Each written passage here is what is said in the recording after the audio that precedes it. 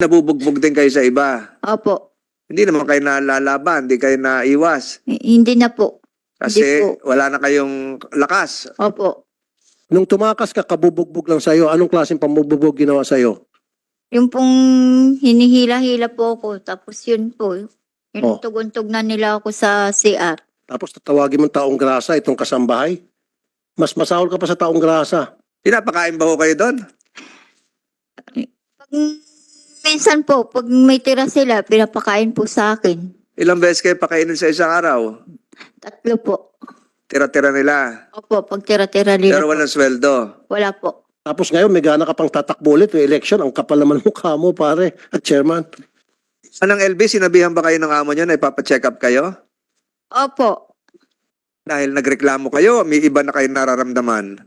Yung ito, ganito na po ako, wala na ako di na po ako nakakakita.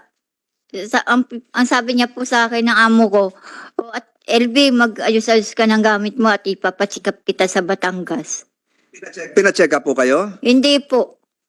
So iniwan kayo doon sa anak, Opo. gating doon sa anak, sinundo kayo ng kapatid nyo. Opo. Paano nalaman ng kapatid nyo na nandun na kayo? Gumawa po ng paraan po yung katulong Yung- sa bahay ng anak. Para makontak yung kapatid nyo. Noon Opo. lang kayo nagpangipangita. Opo. Tapos kinupkup na kayo ng mga kapatid nyo. Opo. Tapos dinala na kayo sa ospital. Nagpa-check up? Hindi pa rin. Hindi. Hindi pa po. Hindi pa. Pero ang alam ko na check up na kayo eh. Sino ba ang doktor na pwede magsalita sa Batangas Medical Center? Sino sino pwede? Doktor Maglona?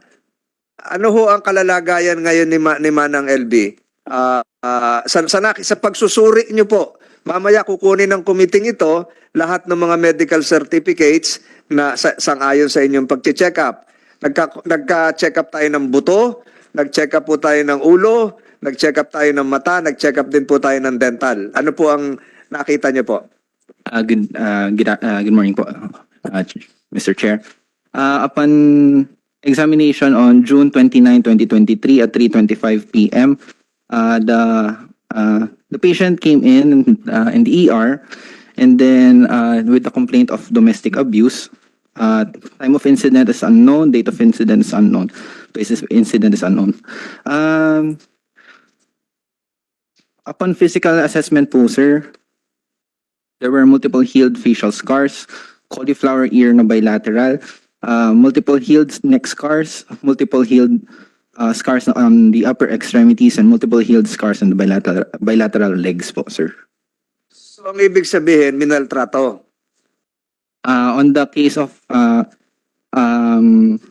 the patient, sir, we can't corroborate if it is because of sir, of abuser. Pero those were our findings po, sir. Na may mga scar, bali ang tadyang, bali ang buto, bali ang ribs, ano ba? Upon initial assessment po, sir, is physical exam lang po, sir. The patient came in for medical legal assessment lang po, sir. Nabasa ko lubog ang shoulders. Sa ano po, sir? Ikaw ba sir ang nag-examine? On the initial assessment po, sir, on June 29. Ikaw ang nandun sa ER. ER po, sir. Tapos yung ibang specialized examination. Sa mata. Happened last Tuesday po, sir. Oh, sino po yon? Sino po yon? Kayo po, Doktora Irene Oloroso. Good morning po, Your Opo, Honor. magandang Yes po. umaga. We saw the patient. I saw the patient last August 15. Ophthalmologist po kayo. Opo. Yes po, So, Your Honor. August 15, bago Yes. lang. So, yung dalawang mata, Last week po. lagot ang retina, Actually, may Your Honor, trauma. yes po, yung left eye po niya, thysis bulbae na po, no? May Wala, sabihin nun sa... shrink na po yung mata, non-functional na, non-seeing eye na po talaga. Dahil po sa Pwede po, natural po yun o may... may mga other causes din po, but it could also be trauma. Pero pwede din Ano ba ibig sabihin ng trauma? Pinapok? pwede pong accident, no? Pwede pong nabutas siya previously, tapos hindi na na-repair, tapos kusa na lang siyang nag-shrink. Manang LB, na-aksidente ba ho yung mata nyo? Hindi po. Paano ho kayo nabulag? Alin ho nauna nabulag? Kaliwa o kanan? Yung pong kaliwa. Paano ho nawalan kayo ng paningin? Tinusok? Hindi Pinukpok? po.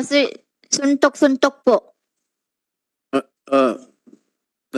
Mr. Chair, Senator Estrada. Doctora, is there still a hope that she can regain her vision? On the left eye po, sir, wala na po talaga. No? Yung left eye niya. Sa right may pag-asa pa. Yung right, sir, poor prognosis po. Kasi madami siyang problem, sir, from the front, pati yung likod ng mata. So, madami po siyang kailangan gawin. But actually, sir, we explained din to the patient na poor prognosis na po talaga. For prognosis. Maliit na lang po yung chance na makakita siya. Sa, Maliit lang po, sir. Opo. Ophthalmologist kayo. Opo, Your Honor. So, ano, kailan operahan? Ganon? Ang initial na plan po namin to the patient, Your Honor, is first to remove the cataract, no? May cataract po kasi siya. Then, it's a staged procedure. We will reevaluate after the surgery, Your Honor, kung kakayanin ng mata niya. We cannot do, Your Honor, one sitting na surgery kasi ang problem niya, Your Honor, pati cornea niya may problema, pati po yung retina niya may problema. So, baka lalo siyang mag-shrink din yung right eye niya. So, we have to wait for some time kung kakayanin niya yung first surgery, which is the removal of the cataract, Your Honor, sa right. Ikaw ba mismo gagawa ng procedure? Yes po, Your Honor. Sa anong hospital ka? Batangas Medical Center po, Your Honor. you have done this before. Yes, Your Honor, but not this severe, Your Honor. Kasi ang problem po natin, Your Honor, with the cornea, no, maga na din talaga siya. So, yung mismong parang kristal ng mata niya, maga din siya. So, dinadahan-dahan namin. And we refer the patient, Your Honor, sa service consultants namin na specialized dito. And gusto rin niyang makita, Your Honor, para if ever kung ano yung mas magandang plan for her, alisin yung cataract, if we can put a lens ba or hindi na po, depende pa rin po yun kasi as of now talaga magayong mata niya. So baka pag inalis namin, Your Honor, yung lens niya, magtuloy-tuloy na po yung problem niya sa mata niya, mag-shrink na din yung right eye. As of now, Your Honor, yung right eye po niya, light perception na lang, ilaw na lang po talaga. So halos wala na rin po siyang makita, Your Honor. Pwede ba sa PGH yan? Pwede po, Your Honor. Mas complete po sila doon, Your Honor. Manang LB, payag kayo. Sa Maynila kayo gamutin sa PGH, Philippine General Hospital. Opo. Ayun. Kahit saan po, basta lang po magaling po mata ko. Gusto ko lang po makakakita. Di ba, Aling LV, di ba, nagkausap tayo doon sa programa, doon sa aking show sa Facebook. Opo. Ano sabi ko? Tutulungan niyo po ako. Sa PGH. Opo. O, sasagutin na namin ni Senator Raffy at ni Senator Tolentino yung pagpapagamot ninyo. Opo. Ha? Salamat po.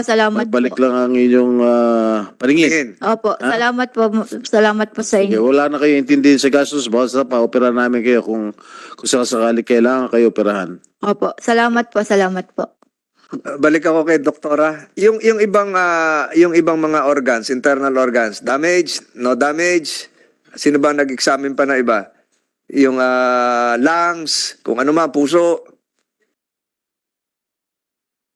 Good afternoon po. Sa mukha po ako nag-examine at saka sa ulo. Puro po mga peklat po yung nakita na namin. MRI, MRA, ano? Wala pa po. Hindi pa po. Nag-request po kami ng CT scan. Yung nakita lang po namin sa examination yung puro po peklat yung dito sa noo. Brought about by severe head injury. Opo, injury po yan. Due to injury po yan.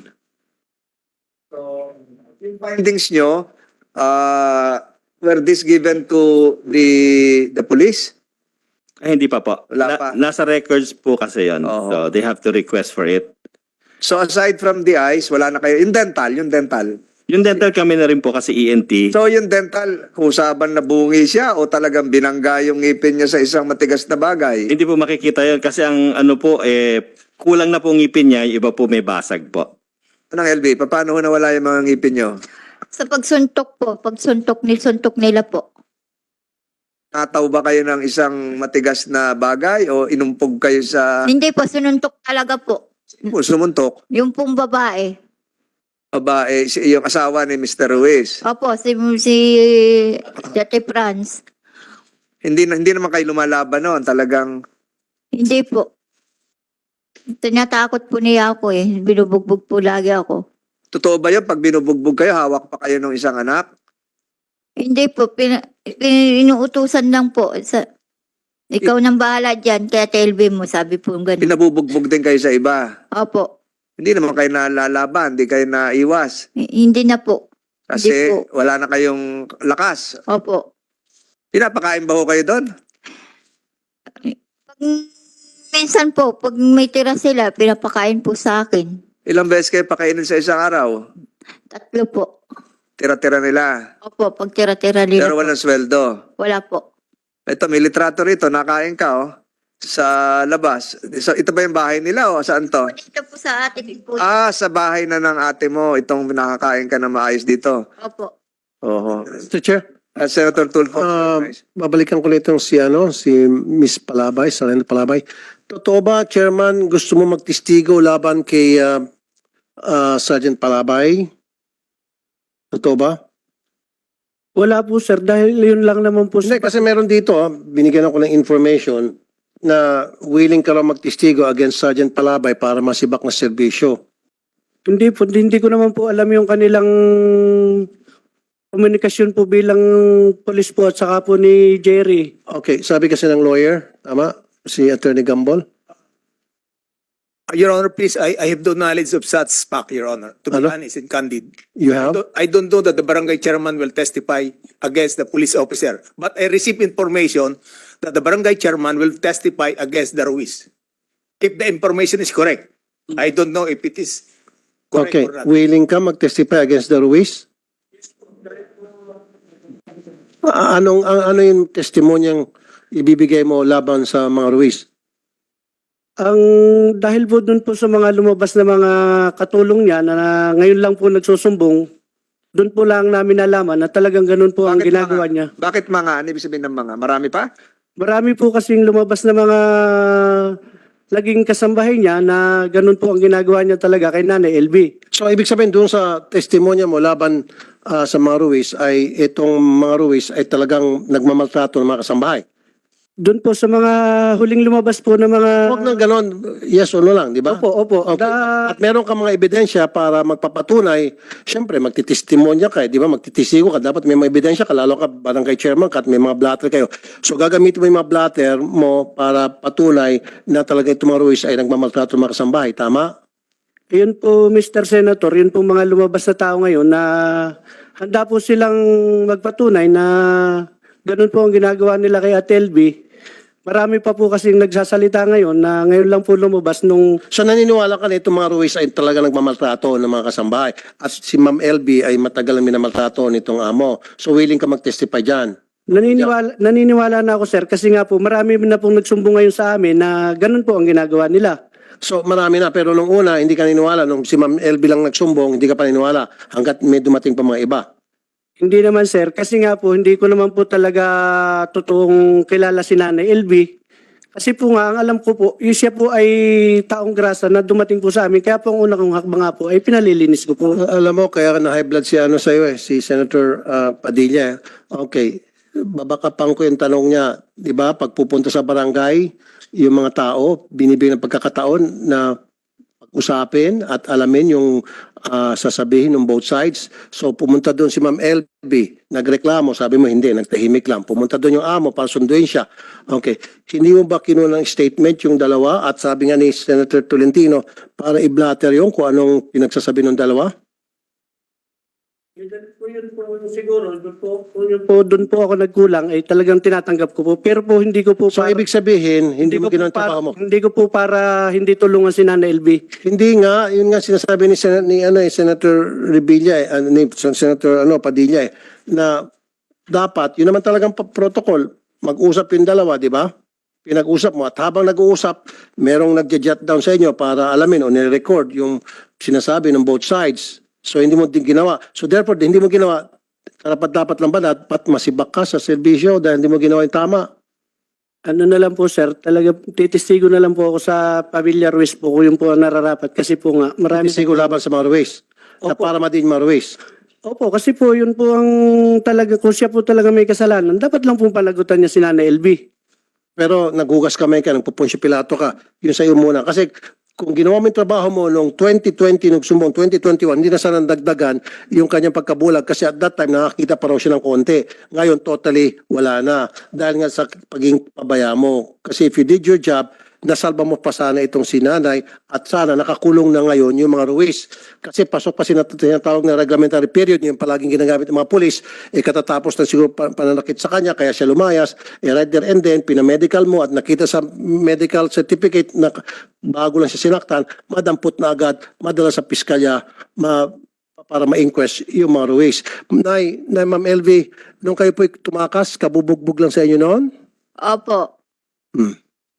Okay. So, anong araw po kayo napunta sa barangay kung matatandaan nyo? Hindi ko napunta, basta po yung date lang pong Okay, sige. Nung tumakas ka, kabubugbog lang sa'yo. Anong klaseng pambubugbog ginawa sa'yo? Yung pong hinihila-hila po ako, tapos yun po. Oh. Tuguntog na nila ako sa CR. O, kita mo, Chairman, kung ginawa mo sana ang trabaho mo, nakakulong na sana yung mga Ruiz. Kasi nga, pasok pa sa tinatawag na reglementary period ng mga taga-PNP. O, pina-inquest mo na agad, base sa sumbong niya, pinamedical mo siya, alam mo naman yung protocol, di ba? Pamedical mo siya, kasama yung mga pulis, kasama pa siguro ka CHR, and then after mapamedical, lumitaw na talagang kabubugbog lang sa kanya, pina-inquest mo na ninyo ng PNP. O, hindi mo ginawa yon. Kaya nangyari, tuloy-tuloy pa rin sa pananakit yung si Ruiz. Tapos ngayon, may gana ka pang tatakbo ulit yung election. Ang kapal naman mukha mo, pare, at chairman. Huwag ka na tumakbo. Kasi hindi ka dapat maging chairman, honest. Hindi ko sa minamalit yung pagkatao mo, minamalit ko yung klase ng serbisyo na ibinibigay mo sa iyong mga constituent. You don't deserve to be a barangay chairman. Maski nga talo, hindi. Hindi talaga. Kung ako, bagay sa'yo, sanggano. Tapos tatawagin mong taong grasa itong kasambahay. Mas masahol ka pa sa taong grasa. Sinabi mo parang taong grasa galing sa malaking bibig mo kanina eh. Oh, pupunta doon, lahat pala pupunta sa barangay na kaawa-awa ang sitwasyon, tatawagin mo taong grasa. You did it. Tinawag mo siyang taong grasa, marumi, sabi mo parang taong grasa. Galing sa iyo yan, hindi din galing sa amin yan. So ganun pala, pag meron pumunta dyan na mukhang kawawa, pulubi, na hingi ng tulong, taong grasa ang tawag mo. Palibase, malinis yung pananamit mo. Antay-pur ka eh. Mapanlait kang tao ka. Totoo yan. Hindi naman po. Di ba? Tinawag mong taong grasa kanina. Akala mo taong grasa kasi marumi. Hindi nga po, yun nga po. Tapos sabi mo, pinalinis mo. Hindi ka gumagamit ng masalitang taong grasa, Mr. Chairman. Dapat tatuhin mo lahat ng mga taong pupunta sa inyo ng maayos. Kasi yun yung trabaho mo. Sinisweldohan ka para dyan. Lahat ng magreklamo, tatuhin mo na maayos, pinagamot mo, binihisan mo, paggamot mo, tawag ka CHR, tawag ka DSWD, tawag ka sa PNP. Yun naman talagang protocol eh. Medical mo. Hindi mo ginawa. Bakit? Kasi pabayaan ka. Pwede ba ito kasuhan ng dereliction of duty? Para pati ito makulong? As a lawyer, Mr. Chair, I think that could also be a ground. Okay. Pero tinitingnan po namin kasi is the human rights violation. But as to the question, that might be a possible ground, Mr. Chair. So, who will file that case against this barangay chairman in dereliction of duty? Kami po kasi ang mandato namin is main mandate is to investigate po. Investigate. That can also be part of the recommendations after the investigation. Okay. So, you will recommend that after investigation doon sa lawyer na provide para kay Ma'am Eva. Pagtulungan niyo po, imbestigahan ko. We will coordinate with the lawyer of Nanay LV po. Bakit ka kinasuhan? Kasi siguro matatanong din natin si Chief of Police. Ito ba ay nakarating sa Mamburao Police Station? Nakialam ba si Ma'am Lisa? Bakit nakasuhan? Tama yung tanong ni Senator Tulfo. You can answer, Ma'am Lisa. Yun po, Sir, Your Honor. Bali po nalaman ko lang po na kinasuhan po ko through doon po sa news. Bakit po? May kinampihan kayo? May kamag-anak nyo daw yung Ruiz? Ganun ba? Hindi ko po kamag-anak si Mr. and Jerry Ruiz and Mrs. Franz Ruiz, Your Honor. Ano nyo po? Kumare? Hindi rin, sir. Teka, pero bakit ka kinasuhan? Hindi mo alam kung bakit ka kinasuhan. Siyempre, nakalagay doon sa complaint sheet kung bakit ka kinasuhan. Yun nga po sir yung nakita ko sa news at nabasa po nung una sa social media na allegedly police officer Lisa, walang buong pangalan ko po, Your Honor. Ma'am Lisa, tama. Yes. Sabi rito, dinuro niya ako, tinaasan pa niya ako ng boses. Sabi niya, kapag inulit ko pa yan, dadamputin talaga kita. Sabi sa akin na matabang babae na si Ma'am Lisa. Your Honor, yung And it fits the description. Your Honor, hindi ko po siya nakakausap. Bali, nakita ko lang po si LB nung before pandemic po na nag-conduct po kami ng mobile patrolling. Sakto po yung sa tindahan po ni Mr. Ruiz ay may gasolinahan po, Your Honor. Nung nagpapagasolina po kami ng mobile, bumaba po ako ng mobile para bumili po ng prutas. Ngayon, sabi po ni Mrs. Franz, kiluhan ng prutas po, bumibili po ako ng ubas. Ngayon po, bigyan po ng 1 kilo si Ma'am Lisa. Sinabi po doon sa mga tendera. Ngayon po, pagbayad ko po, dahil tapos na po kami magasolina ng mobil, sumakay na po ako. Doon ko po nakita si LB na nakaupo po doon sa may tabi ng freezer. Okay. So bakit siya mag-akusa sa iyo nito na nanduro ka sa kanya, nanakot, kung hindi naman pala totoo? Ano pong motibo sa palagay mo? Hindi ko po alam, Your Honor. Kung siya po ay tinakot ko dun sa tindahan, yun po ay palengke. Open po yung... Kaya nga sa dinami-daming police, may mapayat, may matangkad, may maliit, it fits your description, at ikaw ang sinabi niya na tinakot mo siya. Bakit nga? Siyempre, merong dahilan. Yun At po. kung nagsisinungaling siya, may dahilan din. Bakit siya magsinungaling? O sige, kumukontra ka doon sa sinabi niya. Ano ang dahilan kung bakit siya magsisinungaling laban sa iyo? Hindi ko po alam, Your Honor. Wala, di ba? Wala siyang dahilan. So ibig sabihin, nagsasabi siyang totoo. Kasi po ako po ay ano lang po. Maliban na lang kung kayo ay nagbanggaan noon, may alitan kayo, nainggit siya sa iyo, things like that. Pero ikaw na mismo sabi, hindi mo alam. So walang dahilan para gagawa-gawa siya ng story against you. That means she's telling the truth. Kasi po, Your Honor, At kasi the same time, hindi ka naman, siguro yung mga superior mo, hindi naman basta-basta kang itatransfer kung wala silang nakitang basihan for that transfer. Sino po nag-transfer sa kanya? yung provincial director po Oh. namin. Okay, kayo po yung provincial director, Colonel. So what was the basis for your decision to transfer Sergeant Palabay from point A to point B? So she was transferred, sir, para magkakanda kami ng investigation para hindi niya ma-hamper yung investigation doon sa Mamburao, sir. Pero meron kayong paniwala. Kaya nga, meron probable cause sa tingin ninyo na talagang nagsasabing totoo si Ma'am LB kaya transfer nyo. Kasi kung wala kayo nakita probable cause na talagang nagsasabing totoo si Ma'am LB, pwedeng steady muna siya, status quo dun sa kanyang situation, right? Pwede yan, sir. Pero sa akin kasi, sir, para maging partial yung investigation doon, ililipat ko muna, sir, dito sa Occidental Mindoro PPO. Exactly, because you believe in her accusation. Because if you don't believe in her accusation, regardless, steady muna siya kasi baka gumagawa-gawa ng istorya. Tama? Pwede rin yun, sir. Kailangan ang kuan ko nga, sir, isililipat ko lang muna sa PPO para magkanda. Okay, yes, nilipat. Ngayon may nasempa ng kaso, nasa korte na ata. Tama? Wala pa po ako nare-receive, Your Honor, na subpoena to answer the allegation Colonel. of LB. May kaso na ba sa korte? Wala pa pong nakarating sa amin, sir. Sa piskal? Di ba nasa piskal na raw eh? Hindi ka ba nakatanggap sa pina from the As piskal? of today, Your Honor, wala pa po ako nare-receive na subpoena para po sagutin yung allegation Abay, po. bilis-bilisan mo, tinuturuan na kita rito dahil kapag hindi mo nasagot yung sa piskal, baka mawawaran ka. Wala pa po ako nare-receive. Well, kaya nga, punta mo ng piskal. Ito, tinutulungan na kita. Dahil kung nakapagpadala sa inang sapina, baka mamaya sa maling address na ipadala, hindi ka na nagkaroon ng pagkakataon para sumagot, baka bigla ka mawarat, mahuli ka na lang. Nagets mo? Yes, Your Honor. Then you have to contact the fiscal's office. Yes, Your Honor. Okay. So, last na question na lamang. Senator Tulfo, I think For the record, Mr. Chairman, Senator Tolpo, the one who charged by LB is only named Lisa. He did not know the identity, the whole name, and everything. She did not know. But when news came out,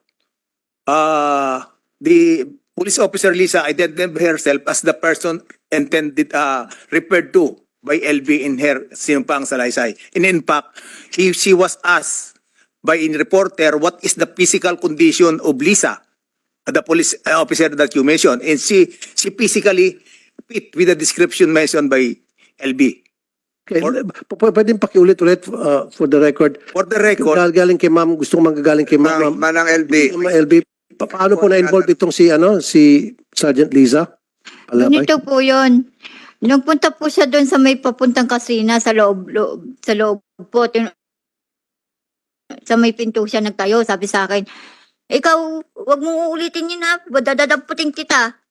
Tinataasan po ako ng boses at tinuturo-turo niya po ako. Wag po ulitin ang Ginagawa ko po yung paglalagay po daw po ng bulbul sa pagkain. Pag ginawa ko daw po yun. Tinaasan niya po ako ng boses nung nagpunta po siya doon sa may kusina namin. Police Officer Lisa, totoo ba yan? Yung nas ka ng kinonfront mo? Hindi po, sir. Hindi po ako nakakarating, sir, doon sa mismong pintuan ng bahay ni Franz. Doon lang po ako nakakarating, sir, doon sa pinakalamesa na kung saan doon po ako nagbabayad. Ako po, pag bumibili po na ng produkto ng tindahan ng Ruiz, pinakamatagal ko na po, Your Honor, is 3 minutes. Minsan nga po, yung motor ko po ay hindi ko na pinapatay kasi pagbili ko po, Your Honor, nagmamadali po akong umalis dahil duty pa po ako at papasok po yung mga anak ko. Yun po ay mapapatunayan ng mga tindera-tindero doon po. Kasi ang namimit ko lang po doon sa palengke, doon sa tindahan ng Ruiz, yung mga tindera at tindero lang po ni Mr. Ruiz. Pero si LB po, hindi ko po siya nakikita kasi nga siya po ay kasambahay, nasa likod lang po siya. So ano tingin mo rason bakit siya gagawa ng istorya? Yun nga po, Your Honor, hindi ko po alam. Posible naman magsinungaling ito at gumawa ng istorya laban sa'yo. Ano makukuha niya? Kasi po sa Mamburo Occidental Mindoro, Your Honor, kilala po ako doon na police po. 21 years na po akong assigned. Ngayon po, Regardless, that's irrelevant. hindi ko Ngayon, po malaman ang dahilan, Your Honor.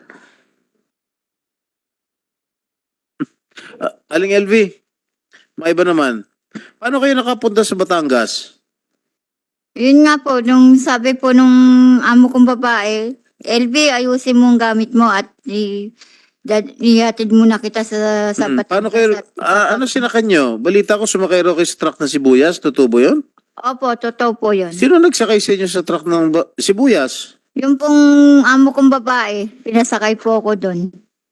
Ikaw lang mag-isa? May kasama po ako, dalawang lalaki. Bakit sa truck kayo ng sibuyas sinakay? Wala daw po akong ticket kasi parang libre, para daw po libre po ako. Tapos nag-roro. Tapos sinakay sa roro yung truck ng sibuyas. Opo, Para wala ng pamasahe. Pamasahe na lang ng truck. Ang Opo. Ganun ba?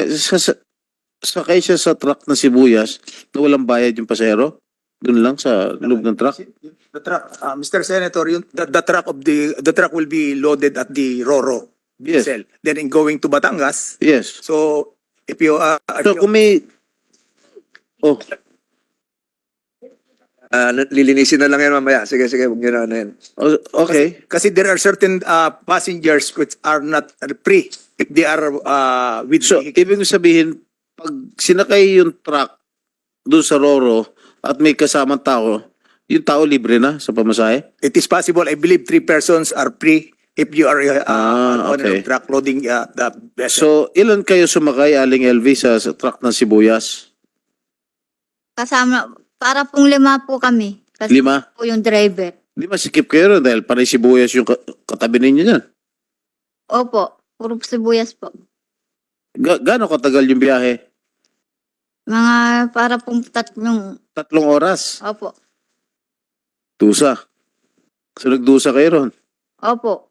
Wag daw po bumaba. Lumipat sa kabilang room. Ako rin. Ito lang suggestion ko, maganda yung kasambahay bill natin, pero I think we have to revisit that. Meron ako isasuggest, ipapile bilang amendment. Siguro higpitan natin yung parusa, taasan natin yung parusa laban doon sa mga amo mapang api. And siguro lagyan natin doon na tama kayo may monitoring, dapat merong hotline yung each barangay na pwedeng tawagan ng isang kambay in distress. And kapag mawag isang kasambahay, dapat yung numero na madaling may memorize, siguro 3 or 4 numbers Okay. Pupunta agad yung social worker kasama yung tanod and kasama yung PNP para i-check kung totoo nga yung sumbong. At kapag na-verify yan, agad-agad damputin si amo at kasuhan. Only Well, then, maproteksyon na natin yung ating mga pobreng kasambahay na palagi nasasaktan. Kasi time and time again, nakakatanggap ako ng ganitong klaseng reklamo, napapabayaan, nagmumukha silang kawawa. Ang pinakamasaklap pa nito, in my experience, palagi silang binibintangan na nagnakaw. Kapag naipit na yung amo, nabugbog na sa kasambahay, ang gagawin ni amo, paplantahan ng mga pera, relo, kung ano-ano pang mga alahas, si kasambahay, sabi nagnakaw. Nababaliktad patuloy si kasambahay. Si kasambahay, in some cases, atas na lang kaysa naman makulong dahil nga nagnakaw, qualified theft. So those things has to be changed. And I will file a bill na this time, kasama dun sa kasambahay law ninyo, Senator Estrada, na magkaroon ng mas matibay pang proteksyon natin mga kasambahay and then mataas na parusa. Dapat one strike policy laban doon sa mga pang-api mga amo. Salamat, Mr. Chair. As thank you, Senator Tulfo. As the principal author of the Batas Kasambay, I'm open to revisit the Batas Kasambay and to provide some amendments if you wish. And I will also include that in the agenda on August 29 during the Committee on Labor hearing. Thank you, Mr. Chair.